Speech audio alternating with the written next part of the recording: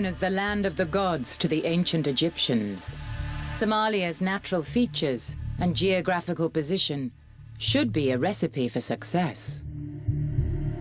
So in the Horn of Africa, during the colonial period, there was an interesting mix of people who were vying for control of that particular very strategic area that kind of goes up towards the Gulf states into the Red Sea. And so you had European powers, including the French, the Italians, the British, all competing for control of the territories. For years, Somalian merchants traded spices and commodities from her ports to and from the Indian subcontinent. So it's no wonder that European colonialists wanted to gain control of her ports in the rich waters of the Gulf of Aden.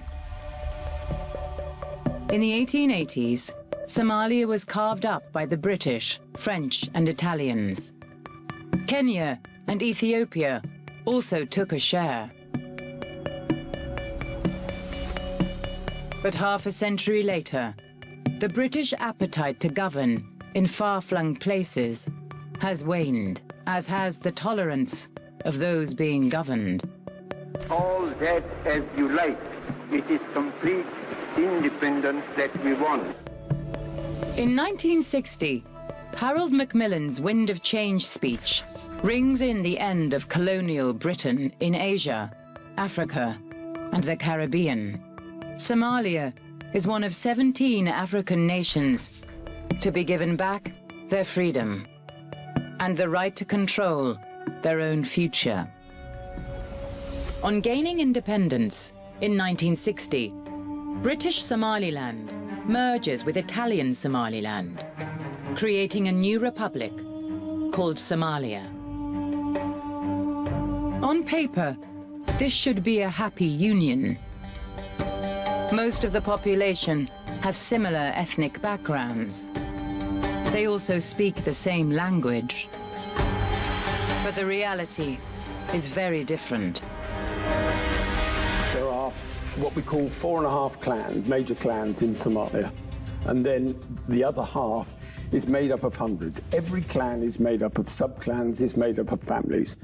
There's an old motto in Somalia that first my clan, then my sub-clan, then my family, then myself, and only myself really matters.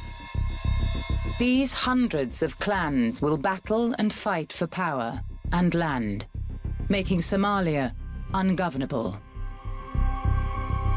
So Somalia was broken up into this very fragmented patchwork of different territories that were constantly shifting because different clans were fighting each other, becoming victorious one moment, losing territory the next. So it was immense flux. And then you look at the Americans coming into this situation, trying to initially provide some kind of humanitarian mission in terms of protecting aid convoys, and they just got dragged into a situation that they had no proper understanding of.